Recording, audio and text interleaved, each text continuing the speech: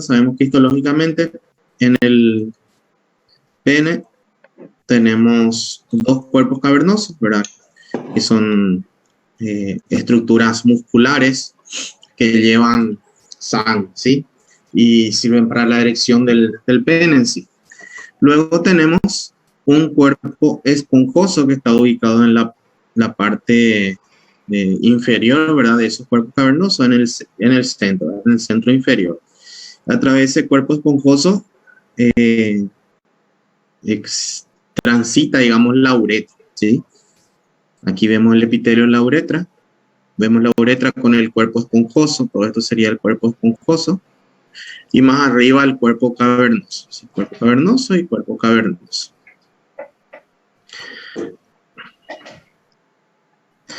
Bueno, ahora dentro de las neoplasias del pene, nosotros tenemos las neoplasias benignas y malignas. Dentro de las neoplasias benignas tenemos los tumores que se llaman condilomas, ¿sí? Los condilomas acuminados. Estos condilomas acuminados están causados o son producidos por el virus del HPV. El virus del HPV es el del papiloma humano, ¿verdad? Virus del papiloma humano, ¿sí? HPV.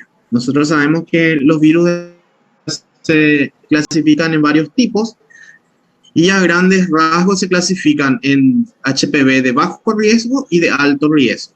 ¿Riesgo de qué? Riesgo de producción o de evolución a carcinoma, ¿sí? Ya sea carcinoma de vulva, carcinoma de pene, carcinoma de cuello uterino, ¿sí? Entonces, virus del HPV de bajo riesgo y de alto riesgo. Los de alto riesgo, así como su nombre dice, ¿verdad? Tienen una mayor posibilidad de evolucionar al carcinoma. Y justamente son los que están asociados en un 100% prácticamente en los casos de cáncer de cuello uterino, ¿sí? Sin embargo, los que son HPV de bajo riesgo, o sea, bajo riesgo de evolucionar al cáncer de cuello uterino, cáncer de pene, cáncer de vulva, ¿verdad? Son los que producen las lesiones denominadas condilomas, ¿sí? Entonces, el condiloma está causado por el HPV, está relacionado a la verruga común, ¿verdad? La verruga común que podemos tener ya sea en la región genital, también en los dedos, ¿verdad? En la mucosa, mucosa oral, por ejemplo, ¿verdad? En cualquier parte del cuerpo se pueden tener las verrugas comunes, ¿verdad? Que están asociadas a los HPV de bajo riesgo. Entonces, estos condilomas suelen presentarse, ¿verdad? En superficies mucocutáneas, o sea, donde hay piel y mucosa húmedas, ¿sí? De los genitales. Eso implica en los hombres el pene, implica el prepucio, la región perianal, el ano, también todo lo que sea la región perineal, ¿verdad? El escroto, después la cavidad bucal, ¿sí? La lengua, la mucosa yugal, ¿sí? En toda esa superficie. En las mujeres lo mismo, ¿verdad? La cavidad oral, después en la vulva, vagina, cuello uterino, región perineal y perianal, ¿sí? Entonces, en todas las superficies mucocutáneas de los genitales y también de la cavidad oral se pueden desarrollar estos condilomas acuminados. Son de transmisión sexual, están relacionados, dijimos, a los HPV de bajo riesgo. Entre ellos los más comunes son el tipo 6 y 11. Los HPV de alto riesgo más comunes son el 16 y el 18. También tenemos el 31 y el 33, por ejemplo, que son los más comunes. Y después hay un montón de otros subtipos menos comunes, ¿sí? Y los de bajo riesgo más comunes son 6 y 11. Eso deben saber. Esta infección por HPV se puede demostrar mediante dos tipos de estudios, mediante inmunohistoquímica o mediante técnicas de hibridación del ADN, se llama hibridación in situ, ¿sí? Entonces se puede demostrar la presencia de HPV, o sea, del virus del papiloma humano en las células del epitelio. El condiloma acuminado en el pene se localiza en el surco balanoprepucial, que sería la zona de transición entre el glande y el prepucio.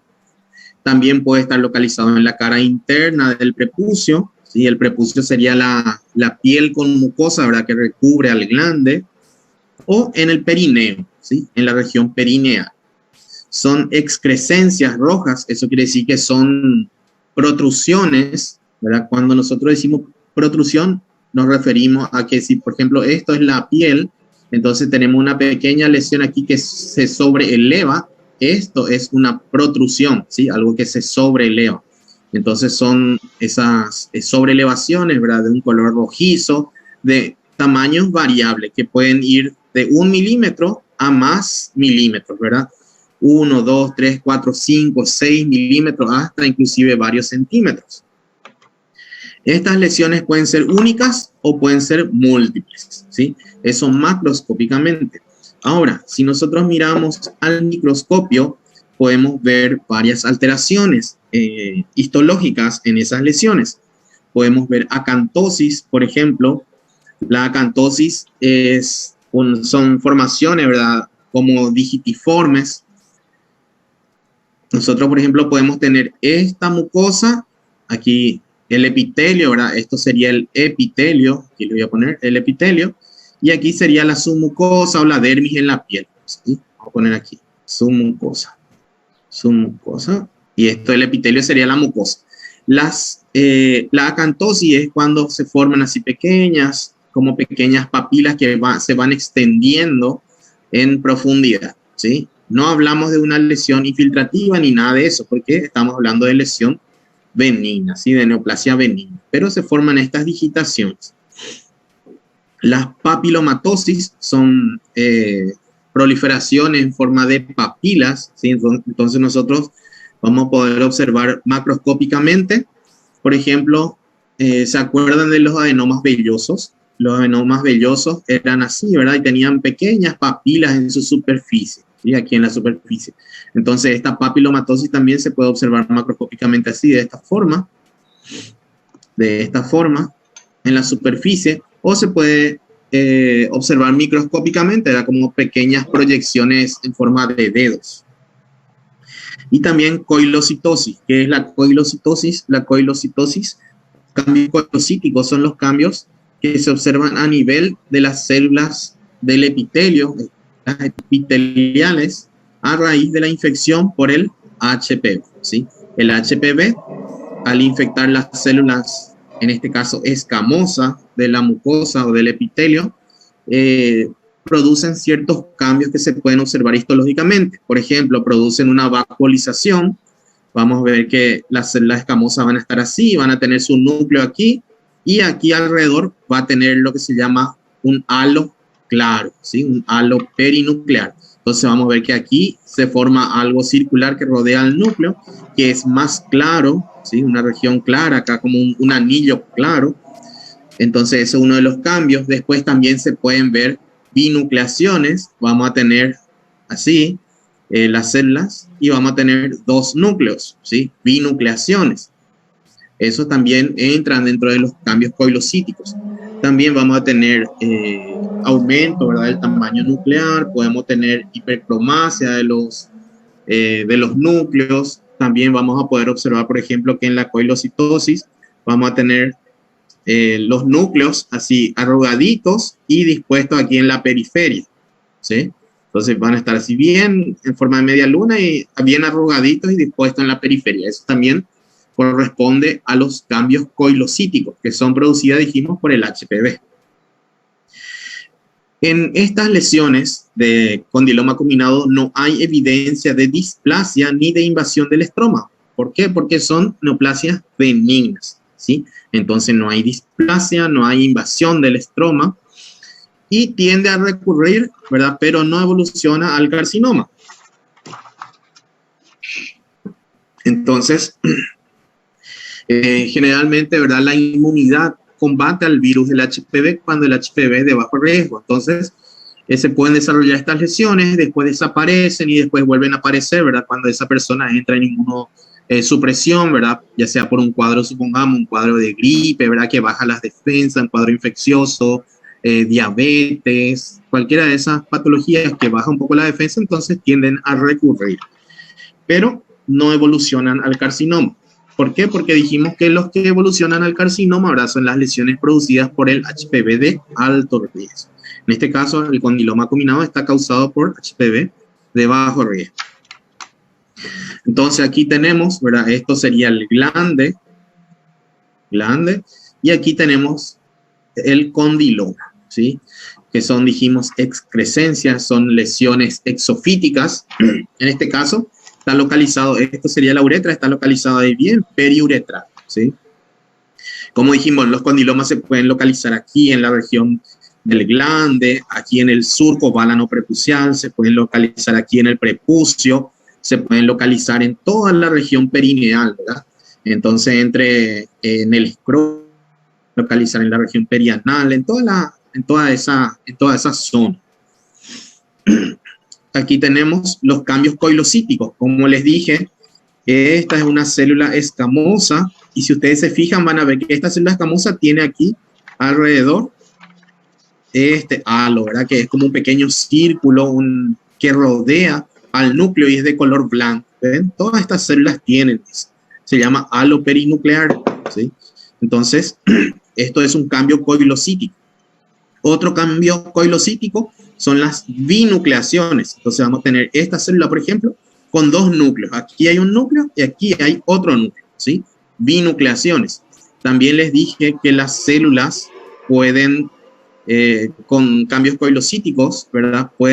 En esas células los núcleos se pueden disponer o colocar en la periferia, como en este caso, ¿verdad? Se pueden condensar y colocar aquí en la periferia. Entonces los núcleos no están en el centro, sino que están bien en la periferia.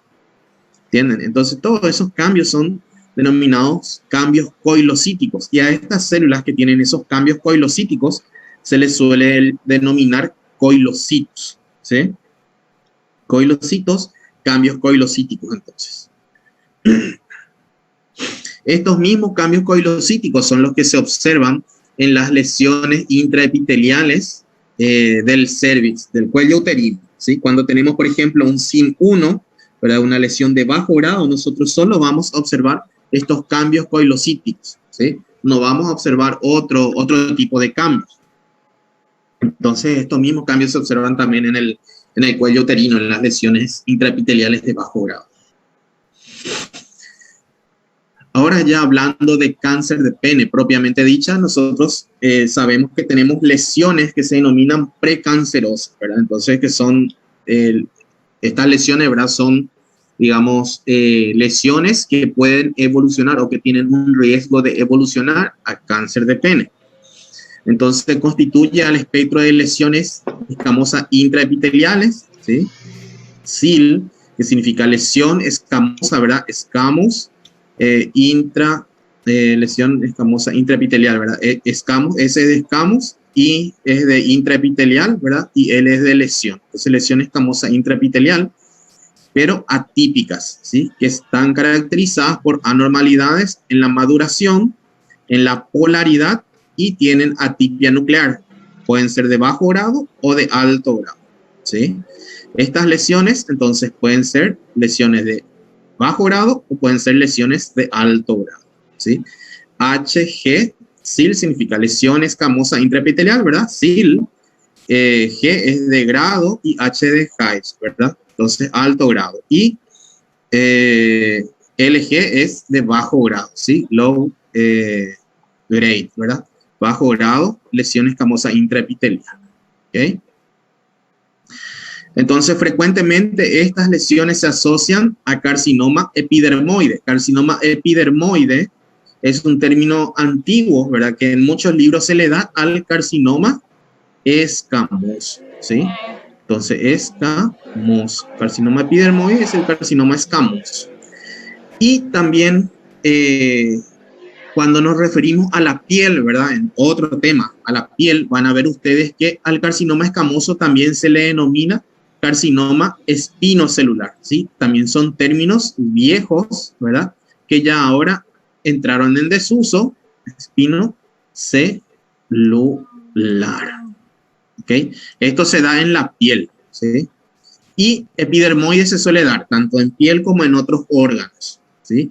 Y ambos corresponden al carcinoma escamoso, entonces que deriva del epitelio escamoso. Entonces frecuentemente se asocian a un carcinoma de tipo escamoso invasivo adyacente, ¿sí? Estas lesiones precancerosas, que pueden ser de varios tipos. Nosotros aquí, por ejemplo, tenemos una mucosa escamosa, ¿verdad? Donde vemos que esto tiene un poquito de queratina aquí. La superficie tenemos un poquito de queratina. Y a partir de estas zonas más o menos empieza una mayor queratinización. Si se fijan, la queratina se vuelve más gruesa. Esta zona de queratina se vuelve más gruesa. Y también tenemos aquí el epitelio, ¿sí? El epitelio que viene normal, pero a partir de aquí empiezan estas digitaciones hacia invadir en el fondo, ¿sí? Estas no son todavía lesiones infiltrantes, ¿sí?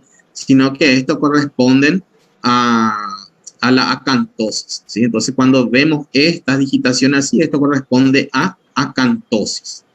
Entonces, estas son las acantosis. Y aquí empiezan las atipias. Si se fijan ustedes en estas células epiteliales que están aquí en esta zona, todas son células escamosas normales, ¿verdad? Que van naciendo aquí en la lámina basal, van madurando, van yendo hacia la superficie. Cuanto más van madurando, van produciendo queratina y van perdiendo el núcleo. Esa es, digamos, la vida normal de las células escamosas. Sin embargo, cuando empieza a haber esta atipia, ya empieza a haber una desorganización. Entonces ustedes van a ver que... No, a nossa aula não é hoje. Ah, tá. ¿Alguien dijo algo?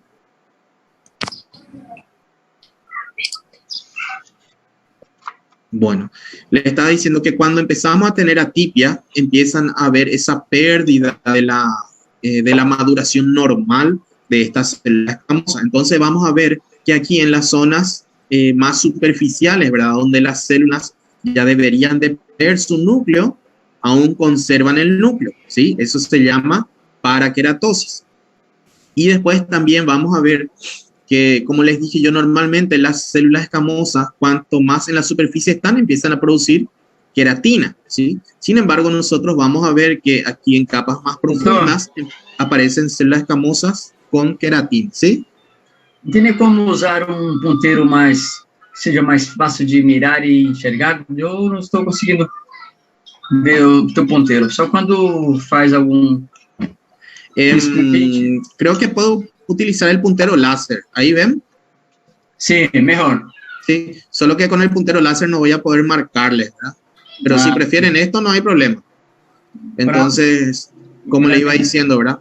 Lo normal es que las células hacia la superficie, ¿verdad? Vayan produciendo queratina y también vayan perdiendo su núcleo. Sin embargo, cuando empezamos a tener atipia, empezamos a tener alteraciones, vamos a ver que las células, a medida que se acercan a la superficie, siguen teniendo su núcleo, ¿sí? Eso se llama paraqueratosis.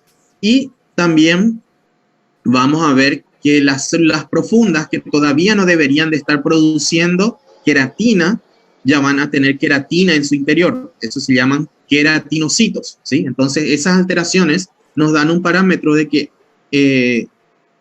hay valga la redundancia, una alteración, ¿verdad?, en ese epitelio, ¿sí? Que hay un daño en ese epitelio. Entonces pueden ver aquí ustedes que esta zona del epitelio a la izquierda es normal, pero aquí ya está alterado. Hay acantosis, hay esta formación de papilas y también, si se fijan, van a ver que las células van teniendo todavía el núcleo, van conservando el núcleo a pesar de ya estar en la superficie prácticamente del epitelio, ¿sí? Então, esse processo de acantose é um processo maligno? No es precisamente maligno. La acantosis es un daño, ¿verdad?, en el epitelio. Puede ser metabólico, por ejemplo, ¿verdad? En las personas, por ejemplo, con obesidad o con diabetes, ¿verdad? Mas está invadindo, ¿no? No, eso es lo que yo dije. Cuando expliqué acantosis, yo dije que esto no es una invasión al estroma, ¿sí? Son simplemente proyecciones del epitelio. Ah, sí. Y no, esto no está invadiendo. Sí, sí. Entonces, como dije, la acantosis no siempre se ve en las lesiones malignas, ¿verdad? La acantosis se puede ver en trastornos, por ejemplo, hormonales o diabetes, sobrepeso, hipertensión, sobrepeso, intolerancia a la glucosa. Entonces, en esas personas ya se puede observar acantosis, ¿sí? Un momentito, voy a enchufar mi computadora.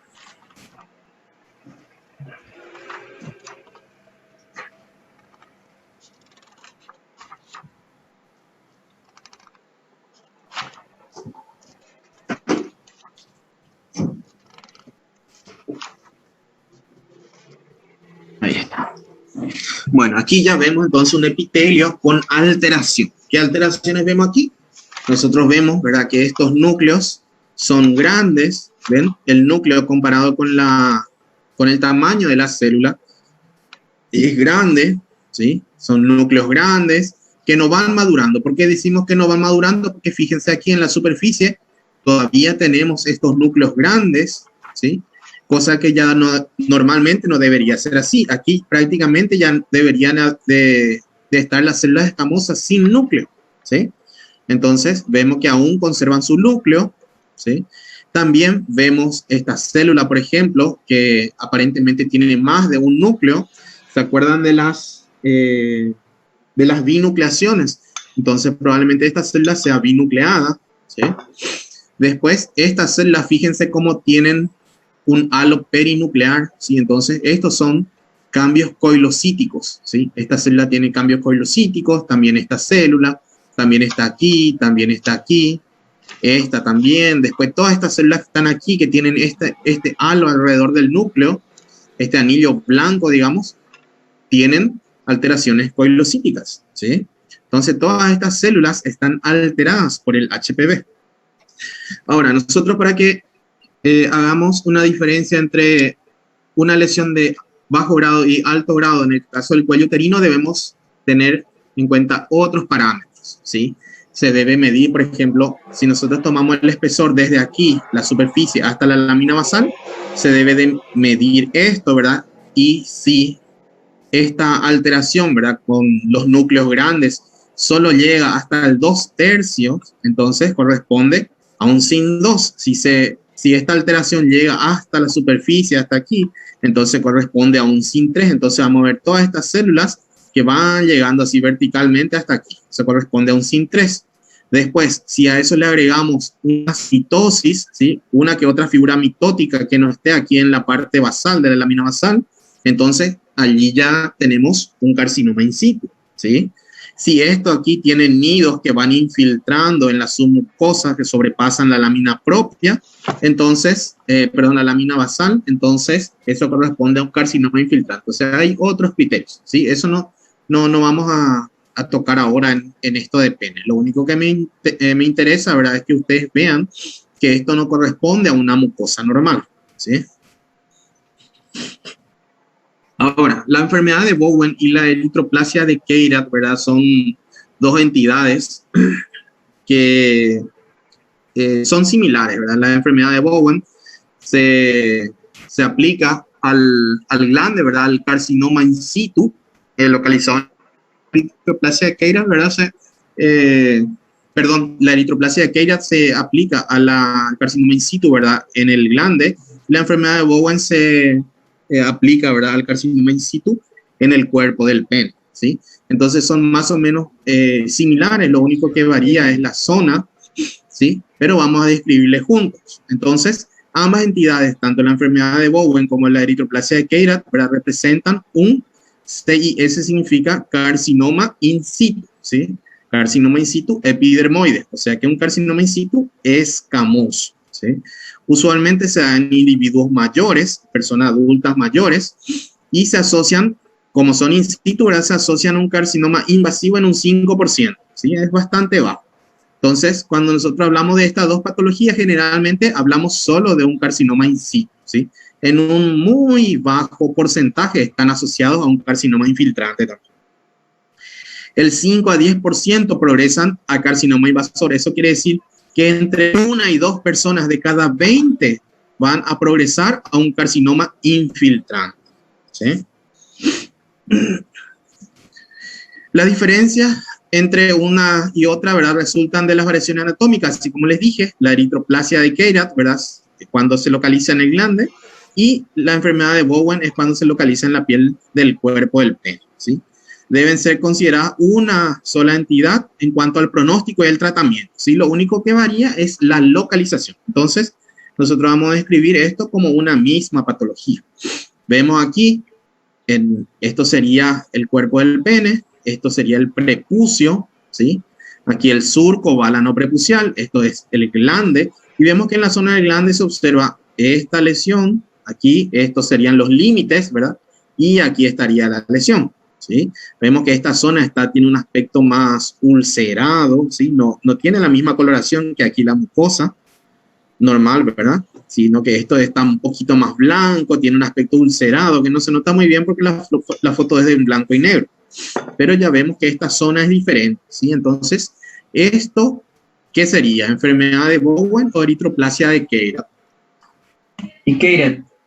Keirat, muy bien. Histológicamente, ¿qué se observa? Se observa una alteración de todo el espesor del epitelio, ¿verdad? Siempre que nosotros hablamos de un carcinoma in situ, hablamos de una alteración que afecta a todo el epitelio, ¿sí? A todo el espesor del epitelio, pero que no infiltra, que no se extiende más allá de la lámina propia, ¿sí? O de la lámina basal. Entonces, es una alteración, ¿verdad? De todo el espesor del epitelio, donde nosotros tenemos las características de atipia, ¿verdad? De un carcinoma. ¿Cuáles son? Núcleos hipercromáticos, ¿verdad? Núcleos agrandados, células multinucleadas, entonces células, ¿verdad? Con más de un núcleo. También tenemos disqueratosis, tenemos vacuolización, ¿sí? Tenemos acantosis. La vacuolización era el halo, ese perinuclear que podíamos observar alrededor del núcleo de las células afectadas. Tenemos acantosis y tenemos paraqueratosis, ¿sí? Podemos observar también numerosas mitosis típicas y mitosis atípicas. Se puede acompañar de inflamación crónica, proliferación vascular, en todo el estroma, ¿verdad? Que está subyacente, o sea, en el estroma que está por debajo, en este estroma, y que está por debajo del epitelio, ¿sí? Aquí podemos ver inflamación, podemos ver mayor vascularización, ¿sí? Neovascularización inclusive, pero esta lesión, ¿verdad? El carcinoma in situ se localiza aquí, en todo el espesor del epitelio, pero solo hasta aquí, no sobrepasa la lámina basal. Entonces, cuando hablamos de carcinoma in situ, nosotros vamos a hablar de esto, ¿sí? Esta es la parte más superficial, ¿verdad? Aquí vemos cómo se observan núcleos hipercromáticos. Estos tienen núcleos hipercromáticos, fíjense, mucho más negro, mucho más oscuro. Aquí hay una mitosis, esta es una mitosis, esta es otra mitosis. Aquí se observa otra mitosis, aquí otra mitosis, ¿sí? Se observan numerosas mitosis. Después también, aquí también hay una mitosis. Después podemos ver el halo perinuclear. Por ejemplo, el halo perinuclear se va a observar. A ver. Aquí hay otra mitosis. Aquí esto, por ahí podría ser un halo perinuclear, en donde están los núcleos y alrededor hay como un pequeño anillo de color claro, ¿verdad? Más blanquecino, claro. Eso corresponde al halo perinuclear. Entonces, todas estas alteraciones corresponden a la atipia, ¿verdad? Ya del carcinoma in situ. Como yo les dije, fíjense cómo las alteraciones en estas células se dan en todo el espesor, en todo este espesor del epitelio, y a ellos se les suman estas mitosis, ¿sí? Cuando ya tenemos así varias mitosis a diferentes niveles, entonces ya tenemos un carcinoma in situ. La papulosis bowenoide, ¿verdad? Son lesiones que están asociadas al HPV, o sea, al virus del papiloma humano, en un 80%, ¿verdad? Y aparecen en varones jóvenes, ¿verdad? Alrededor de los 30 años. Entonces, adultos jóvenes, como múltiples pápulas, ¿verdad? Las pápulas son lesiones, pequeñas lesiones sobreelevadas de pocos milímetros de tamaño, de un color violáceo, rojizo, en la piel ya sea del pene, del escroto, puede ser en el glande, en el prepucio, ¿sí? Y ocasionalmente, como dice aquí, ¿verdad? En el glando prepucio. Generalmente aparece en la piel del cuerpo, del pene, ¿sí? Pero también puede aparecer en el glande, en el prepucio, en el escroto. Las características similares, tienen características similares a la enfermedad, ¿verdad?, de Bowen, con una menor alteración en la maduración y menos atipia citológica y también menos figuras mitóticas, ¿sí? Entonces, histológicamente es más o menos lo mismo, ¿verdad?, pero sin tantas mitosis y sin tanta atipia. Todas estas atipias que vemos aquí, estos núcleos, por ejemplo, que son bien hipercromáticos y grandes, no se observan. Estas mitosis tampoco son así muy marcadas como aquí, ¿sí? En la papulosis Bowen. Y por lo común, involucionan, o sea que desaparecen espontáneamente, con o sin secuelas, ¿verdad? Entonces aquí, por ejemplo, vemos esto del escroto, ¿sí?, en la base del pene, y vemos aquí estas pápulas. Estas son las pequeñas protrusiones en la piel, ¿sí? Como dijimos, un color violáceo, rojizo, de escasos milímetros, ¿verdad?, de diámetro, en todas estas lesiones. Aquí vemos su histología. Como vemos, como pueden observar, hay menos atipia. Fíjense aquí el espesor. Fíjense esta atipia, estos núcleos así grandes, hipercromáticos, no se observan tanto aquí, ¿sí? Hay sí células, ¿verdad?, con el halo perinuclear, hay cambios coilocíticos, pero esas mitosis, esa gran atipia no se observa, ¿sí? Entonces esta lesión puede desaparecer espontáneamente. Ahora, el carcinoma epidermoide, ¿verdad? Cuando ya hablamos de carcinoma, ya nos estamos refiriendo a la neoplasia, ¿verdad?, maligna, de tipo escamoso, carcinoma escamoso sería, ¿verdad? La mayoría de las neoplasias de pene son carcinomas epidermoides o son carcinomas escamosos, ¿sí? Son infrecuentes en los países de primer mundo, donde componen menos del 1% de los cánceres en el hombre, y en países en vía de desarrollo, por ejemplo, Paraguay, ¿verdad?, y la mayoría de los países sudamericanos, componen hasta el 10%. Fíjense la gran diferencia que hay, ¿sí? Hasta el 10% de todos los cánceres. Entonces, eso quiere decir que es mucho más común en los países en vías de desarrollo. Los factores ambientales son los más importantes, ¿verdad?, que en los genéticos, por ejemplo, ¿verdad? Cuando hablábamos de cáncer de mama, por ejemplo, cáncer de colon, nosotros mencionamos, ¿verdad?, que había mucha carga genética. Sin embargo, aquí en el cáncer de pene, esa carga genética no es tan importante para el desarrollo del cáncer de pene, ¿sí? O sea, no es tan importante en la patogénesis, aunque se describieron casos familiares, ¿sí? Pero generalmente los factores ambientales son los que más entran aquí a jugar su papel, ¿sí? Existen factores predisponentes, por ejemplo, pobre higiene, ¿verdad?, fimosis. ¿Qué es la fimosis? La fimosis es una patología, ¿verdad?, donde no puede haber una retracción del prepucio, entonces no se puede calotar el glande, ¿sí? Por lo tanto, ¿qué es lo que ocurre? Hay se junta el esmegma, ¿verdad? El esmegma sería como una sustancia que contiene restos, ¿verdad?, de epitelio, del epitelio de glande y todo eso, y secreciones. Entonces eso se va juntando y eso mismo va dañando al glande y al prepucio, ¿sí? Entonces hay pobre higiene, ¿verdad?, ya sea porque la persona no realiza una retracción del prepucio para la higienización, o hay fimosis, ¿sí? También puede haber, por ejemplo, historias de verrugas genitales, dificultad en la decalotación, ¿verdad?, o sea, en la retracción del prepucio para la higiene, acumulación de esmegma, como les dije, ¿verdad?, o falta de circuncisión al nacimiento, ¿sí?, o circuncisión tardía, por ejemplo. Y después tenemos el tabaquismo. El tabaquismo también es un factor de riesgo muy importante para el desarrollo de cáncer de pene. También pueden jugar su papel, por ejemplo, en la historia de erupción, ¿verdad?, o trauma peneano, ¿sí?, pero en una menor medida. Generalmente son es la pobre higiene, la fimosis, la acumulación de esmegma, ¿verdad?, y el tabaquismo. Esos son los principales factores de riesgo. La edad media de aparición, generalmente 58 años. Es muy raro que aparezca en adultos jóvenes, ¿sí? Y es extremadamente raro en niños.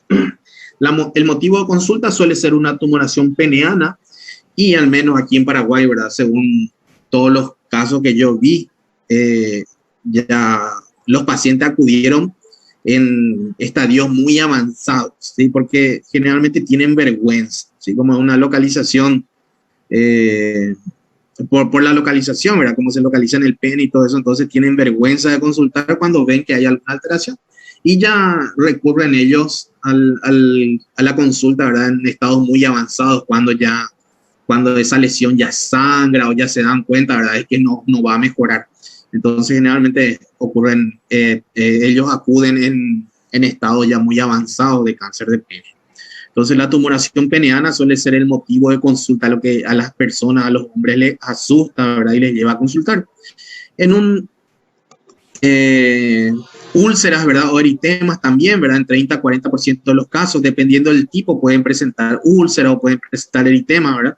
Pero generalmente es la tumoración, el agrandamiento allí del glande o del pene, es lo que les lleva a consultar. Los motivos de consulta menos frecuentes son el dolor, por ejemplo, la disuria, sangrado o una metástasis, ¿sí? Entonces, generalmente acuden por una tumoración. El carcinoma escamoso de pene se puede clasificar de distintas maneras, ¿verdad? Podemos clasificar según el sitio de origen, o sea, dónde se localiza, según el patrón en el que crece, ¿verdad? Patrón de crecimiento, y según el tipo histológico. Entonces, según el sitio de origen o dónde están localizados, podemos clasificar en los tumores o carcinoma de pene que se localizan en el glande, en la mucosa del prepucio, en el surco balano prepucial o en la piel del prepucio y el cuerpo, que son muy raros, ¿sí? Generalmente se localizan en el glande, en la mucosa del prepucio o en el surco balano prepucial. Y entre todos ellos, la localización más común es glande, ¿sí? Lo deben saber porque puede ser pregunta de examen. Ómico, ¿verdad? Es lo que es el pene.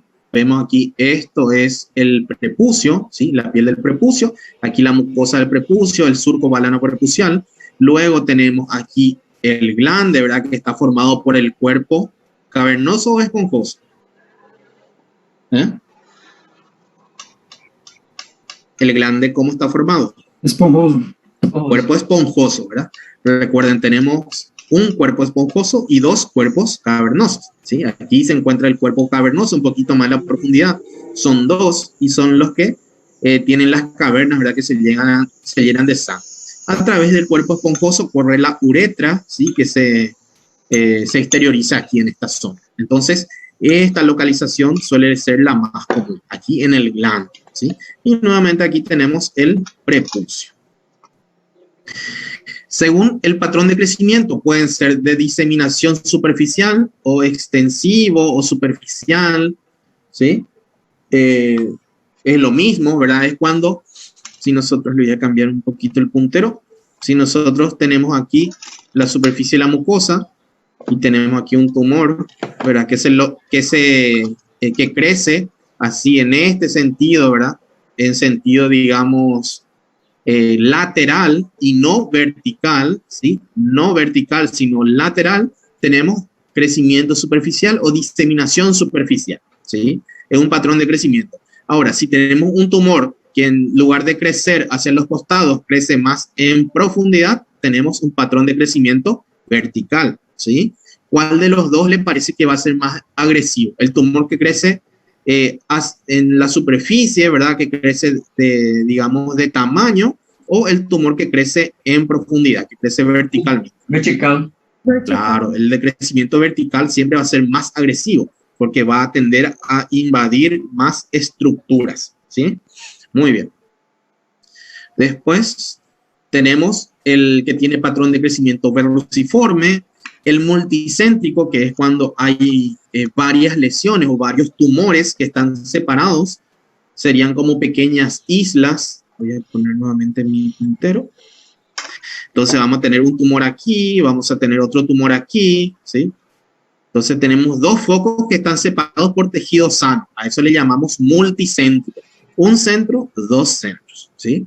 Y el mixto, ¿verdad? Donde podemos tener, por ejemplo, un tumor en diseminación superficial y crecimiento multicéntrico, ¿sí? Entonces esos corresponden a los mixtos. A ver, mi láser. Bueno, entonces la clasificación según el patrón de crecimiento. Diseminación superficial, que es uno de los más comunes, ¿verdad? 35%. Eso quiere decir que 1 de cada 3 cánceres de pene son de un patrón de crecimiento, de diseminación o de extensión superficial. Son tumores planos de crecimiento horizontal que invaden solo superficialmente las capas anatómicas, ¿sí? Suelen ser, esto no es una regla, o sea, que no por ser de crecimiento superficial va a ser bien o moderadamente diferenciado. Esto sería grado 1 y esto sería grado 2, ¿sí? Eso no es una regla, pero generalmente coinciden. ¿Por qué? Porque si tenemos un tumor que es grado 1 o grado 2, ¿verdad? Entonces, obviamente va a ser un tumor, digamos, no tan agresivo. Y entonces esa característica de que no es tan agresivo se correlaciona, ¿verdad?, con que este tumor crece en forma superficial y no vertical, ¿verdad? Un tumor que es pobremente diferenciado, o sea, va a ser un tumor más agresivo y por ende lo más probable es que ese tumor crezca en forma vertical, ¿verdad?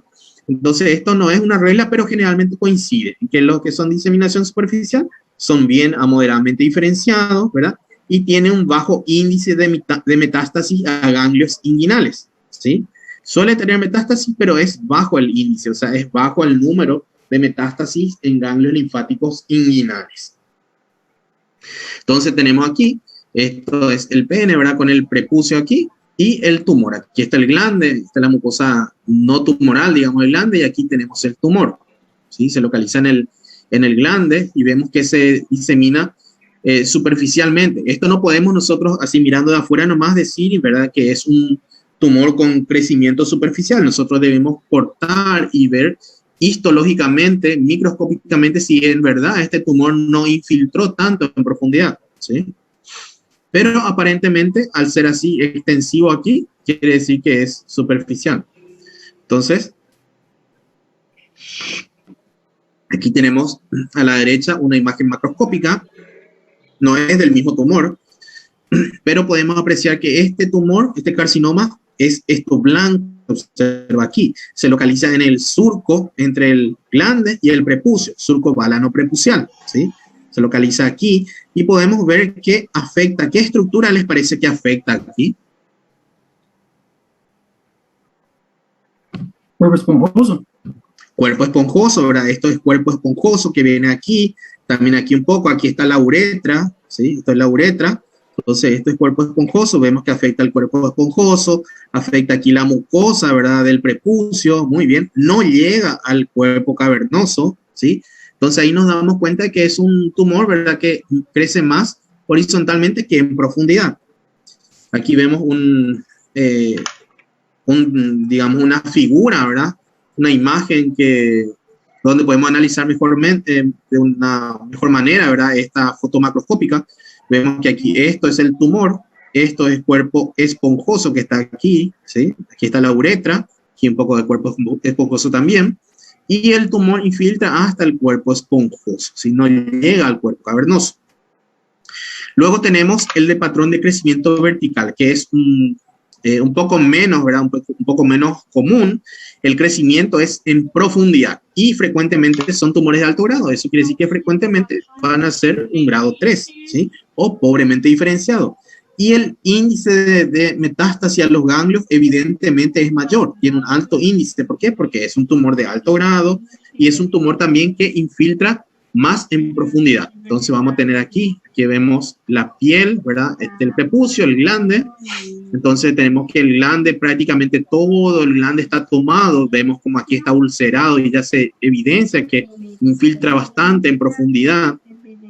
Si hacemos un corte, vamos a ver que todo esto blanco que está aquí es tumor y aquí está afectando el cuerpo esponjoso y aquí esta puntita ya está por afectar el cuerpo cavernoso, ¿sí?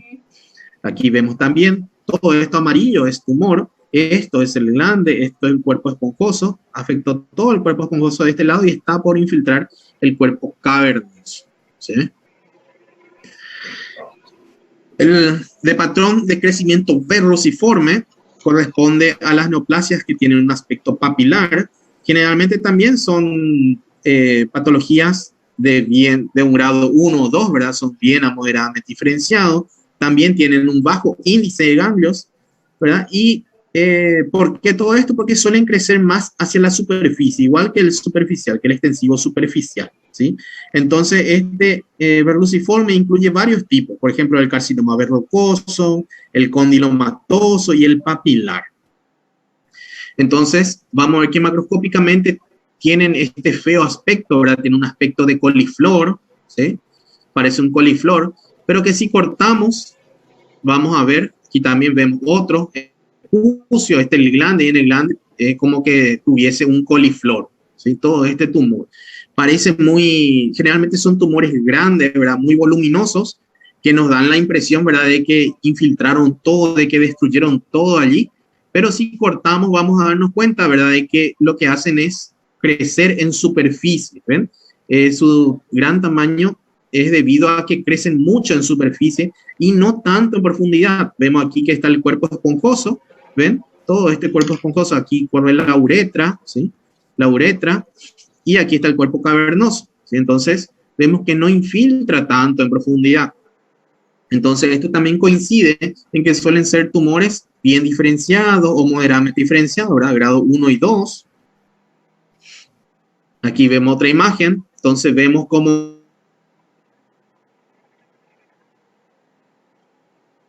¿sí? Entonces, por eso suelen tener este aspecto así de gran tumoración y un aspecto muy, muy feo, digamos, ¿sí? Sí.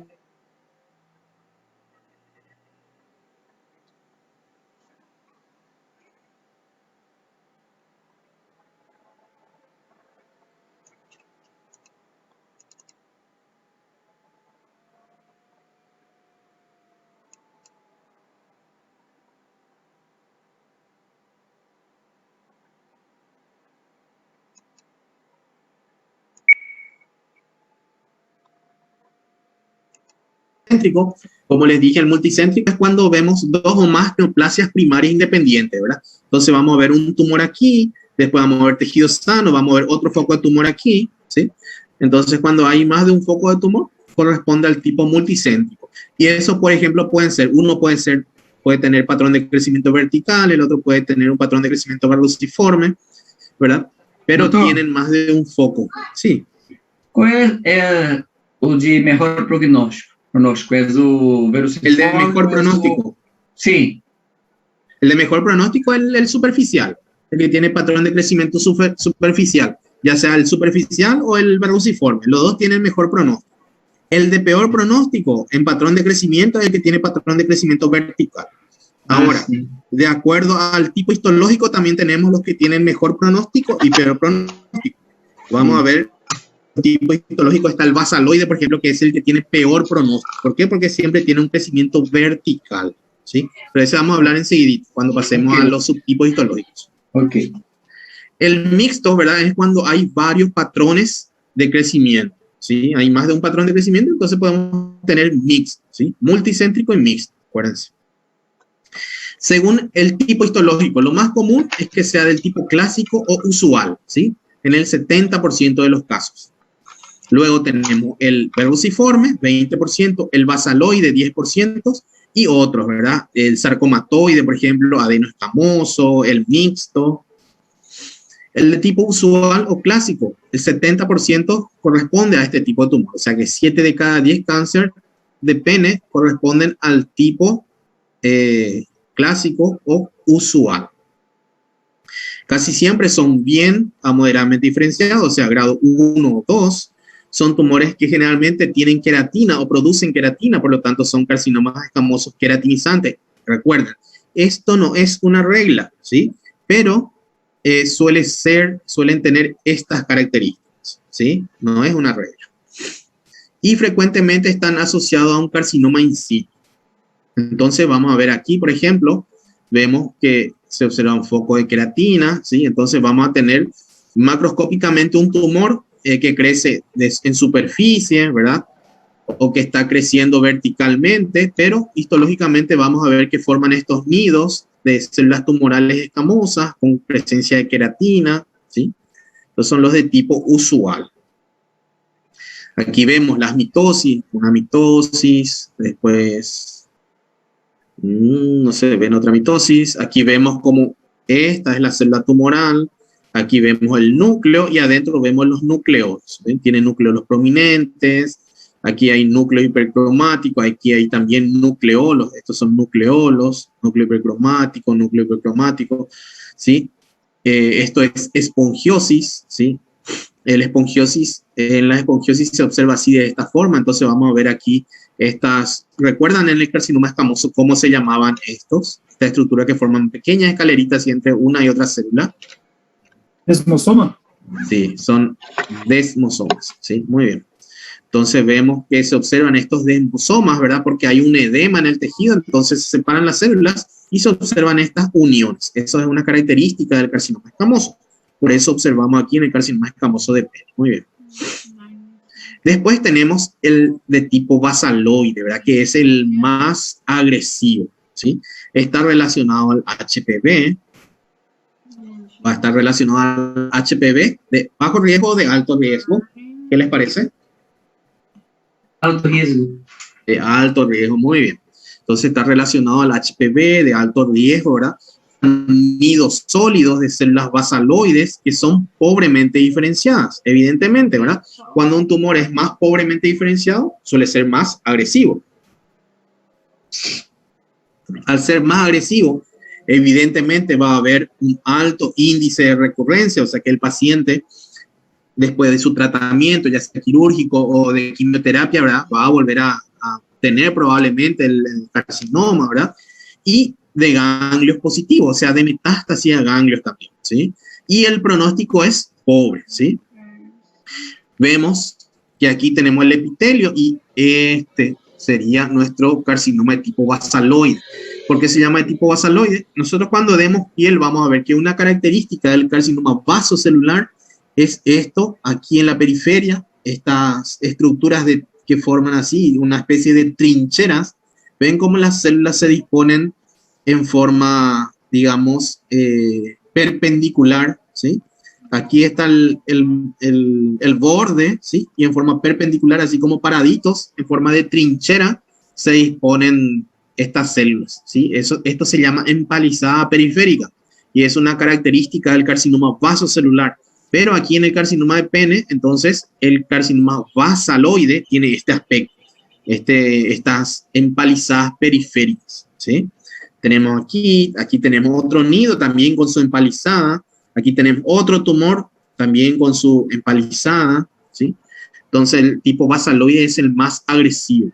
Aquí tenemos la empalizada, fíjense, todos estos tumores, o sea, todos estos nidos de células tumorales, en la periferia tienen esta empalizada, ¿sí? Vertical, perpendicular, ¿verdad? Siempre están formando como una pequeña muralla, una pequeña trinchera alrededor, ¿sí?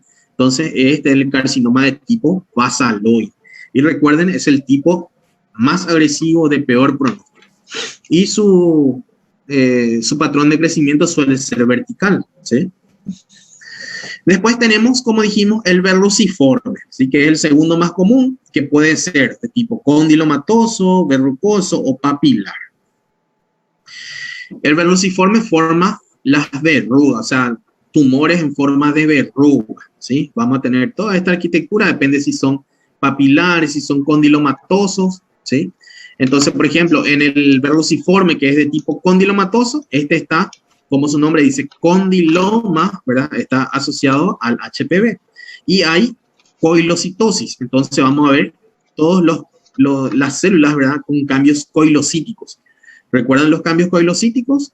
Las células, ¿verdad? Con el halo perinuclear, las células binucleadas, ¿sí? Con dos núcleos, o las células con el núcleo en la periferia, todo eso corresponden a cambios coilocíticos. Entonces, nosotros únicamente vamos a ver un tumor con coilocitos, ¿sí? Entonces corresponde al verruciforme de tipo condilomatoso.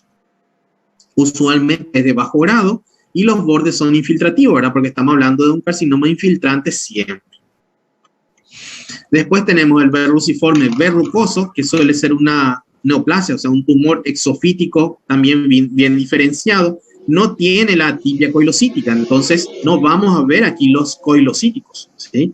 Pero vamos a ver que forman estructuras así como esta que está aquí, a ver, aquí como esta es papilar, pero algo así forman, ¿verdad? Hacia afuera, ¿sí? No infiltra tanto a profundidad, forman más hacia afuera, pero no tienen coilocitos. Entonces, eso corresponden a los verruciformes verrucosos, ¿sí? Y los márgenes son expansivos, o sea que los márgenes no suelen infiltrar, sino suelen abombar, digamos. Lo voy a dibujar para que entiendan. Cuando nosotros decimos que un tumor tiene borde infiltrativo, es porque el tumor va infiltrando así estructuras vecinas, ¿sí? Entonces va infiltrando aquí. Tenemos, por ejemplo, un tejido A y el tumor es B. Entonces B va infiltrando a A. Pero si tenemos expansivo, eso quiere decir que este tumor B va creciendo y no va infiltrando, sino va presionando al tejido A, ¿sí? Entonces va creciendo de tamaño y va presionando, no va infiltrando. Por eso decimos que tiene márgenes expansivos, ¿sí?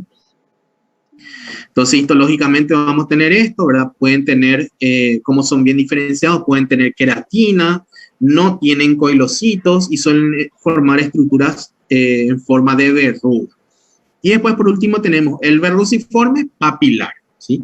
Que también es exofítico, que suele ser grado 1 o grado 2, ¿verdad? Bien a moderadamente diferenciado. Los márgenes también son infiltrativos y es el tipo más frecuente, ¿verdad? De los verruciformes, ¿sí? No es el más frecuente de los tipos histológicos, porque el tipo histológico más frecuente dijimos que era el usual, ¿sí? El usual. Entonces es el más frecuente de los verruciformes, ¿sí? Entonces vemos aquí cómo forman estas papilas, ¿sí? Forman papilas y en la superficie tiene los bordes aquí infiltrativos, entonces infiltran, evidentemente infiltran, ¿verdad? Las estructuras que se encuentran por debajo, pero crecen más hacia la superficie, ¿sí?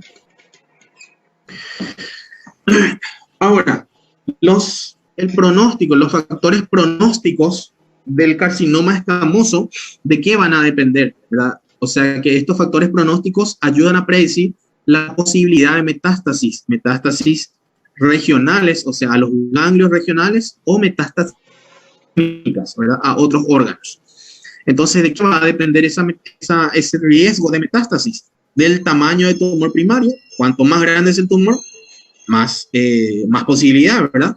Va a tener un peor pronóstico y también va a existir una mayor posibilidad de metástasis, excepto los verruciformes, porque como yo les dije, los verruciformes suelen ser grandes, ¿verdad? Tienen un aspecto de coliflor, pero eso es porque proliferan hacia afuera, hacia la superficie, ¿sí? Entonces, en el caso de que se trate de verruciformes, allí no tenemos en cuenta el tamaño. Siempre los verruciformes van a tener mejor pronóstico, ¿sí? Según el sitio del tumor primario, por ejemplo, si se localiza en el glande, ¿verdad? Siempre va a tener peor pronóstico porque puede infiltrar la uretra, puede infiltrar el cuerpo cavernoso. Sin embargo, si se localiza en el prepucio, en el suco coronario, va a tener mejor pronóstico.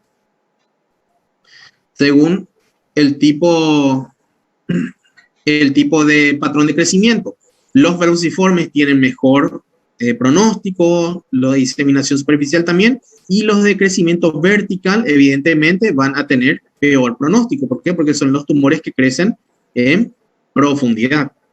El subtipo histológico, dijimos que el verrucoso, ¿verdad? Junto con el clásico o usual, son los que tienen mejor pronóstico. Después, el basaloide es el que tiene peor pronóstico, y sin embargo, si aparece el sarcomatoide, que es muy poco común, ¿verdad? Sarcomatoide le llamamos cuando es tan indiferenciado el tumor y empiezan a aparecer células del tipo células gigantes. Entonces, esos son los sarcomatoides. Entonces, Segunda localização é na glande? Sí, en el glande y en el surco. Esos son los que tienen peor pronóstico. Ah, tá. Os dois são iguais, então, em termos de pior prognóstico. Y el sarcomatoide, ¿verdad? Como el basaloide, son los que tienen peor pronóstico en cuanto al tipo histológico. El sarcomatoide siempre, sea el órgano que sea, ¿verdad? Si hay un patrón sarcomatoide, entonces ese va a ser el de peor pronóstico. Pero si obviamos esto, ¿verdad? Que es una regla para todos los órganos, entonces podemos decir que el de tipo basaloide es el que tiene peor pronóstico. ¿Sí?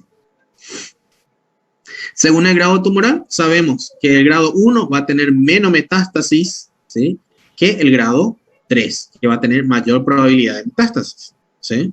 Según el nivel anatómico, ese vamos a ver en una escala, hay un índice pronóstico, ya le voy a explicar enseguida, y la profundidad de infiltración también. Vamos a ver, ¿verdad? Cuanto más infiltra, evidentemente va a tener peor pronóstico, ¿verdad? Cuanto más se extiende en profundidad, va a tener peor pronóstico. Estos factores son parámetros, ¿verdad?, para predecir la posibilidad de metástasis a los ganglios linfáticos, ¿sí? Y dependen del grado tumoral y el nivel anatómico. Hay un índice pronóstico que se llama de Cubilla, ¿verdad? Este Cubilla es un patólogo paraguayo, el doctor Antonio Cubilla, ¿sí? Él es un, digamos, investigador científico y él determinó el índice pronóstico en el cáncer de pene, ¿sí? Y allí tenía en cuenta tres factores: el grado tumoral, o sea, grado 1, grado 2 o grado 3, ¿sí? Le daba un puntaje, tenía en cuenta el nivel anatómico, por ejemplo, si llegaba a la lámina propia, si llegaba al cuerpo esponjoso o si llegaba al cuerpo cavernoso, y le daba un puntaje de 1, 2 o 3, y si había, el último, es la invasión perineural, ¿sí? O sea que si el tumor invadía algún nervio, entonces le daba el puntaje de 1, y si no invadía ningún nervio, le daba el puntaje de 0. Por lo tanto, el índice pronóstico tiene un mínimo de 1, 2, ¿sí? Y puede ir hasta un máximo de 3, 6, 7, ¿sí?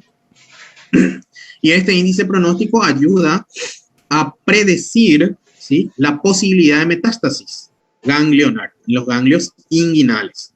Entonces vamos a tener que, según el grado 1, como les dije, vale 1 punto, grado 2, 2 puntos, grado 3, 3 puntos, ¿sí?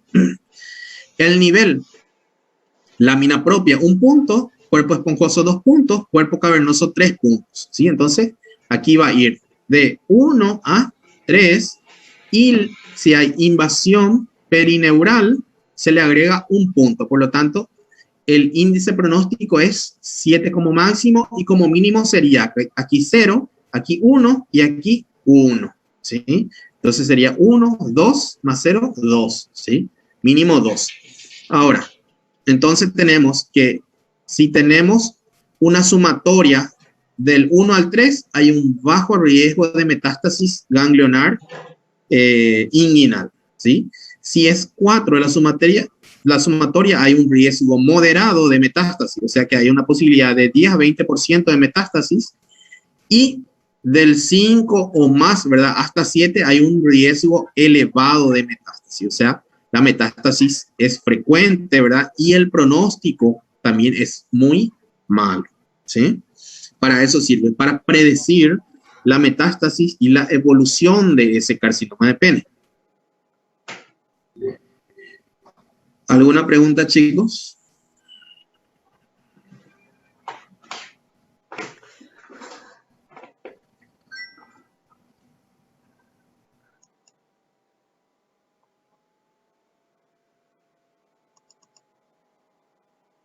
¿Están por allí? Ok, profesor, nenhuma pergunta. Ok. Entonces, lo que tienen que saber en esto, ¿verdad?, es la clasificación del carcinoma de pene, su relación con el HPV y también las lesiones preneoplásicas, ¿sí? Las lesiones preneoplásicas, en qué consiste cada lesión, ¿verdad? También tienen que saber bien las características, qué son los cambios coilocíticos, ¿sí? ¿Por qué? Porque esos cambios coilocíticos no solo se aplican al cáncer de pene, sino que son mucho más comunes y mucho más útiles y se tienen en cuenta en las lesiones de cervix, ¿sí? En las lesiones intraepiteliales del cervix. Entonces, deben manejar bien esos cambios coilocíticos, ¿ok?